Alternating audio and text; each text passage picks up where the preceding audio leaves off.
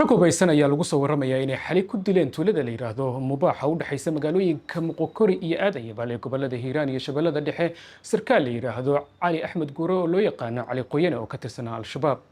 sarkaalkan ayaa horey maxkamadda ciidamada ee Soomaaliya ugu xukuntay dil kadib markii lagu helay inuu ka dambeeyay ama maleegay weerarkii qaraxa ee lagu dilay gudoomiye ku-xigeenka amniga ee degmada Maxaas ee gobolka Hiiraan sanadkii 2019 bishii Abriil. maxkamadda ciidamada ayaa bishii Oktoobar ku xukuntay dil. waqtigaasi wixii ka dambeeyay isagoo maqana ah ayuu sii waday howlaha Al-Shabaab ee dagaalada, waxaana lagu eedeynayaa inuu mas'uul ka ahaa dil ka dhacay gobolka Hiiraan bishii Sebtembar sanadkii 2022 markaasoo gawaari kolonyo ah oo dad shacab ah ay wateen oo ka socdaalayay magaalada Beledweyne kuna socday Maxaas ay intay jidka u galeen dadkii rayidka halkaasi lagu laayay sida gudoomiyihii hore ee gobolka Hiiraan Cali Jeete Cismaan oo BBC-da u sheegay.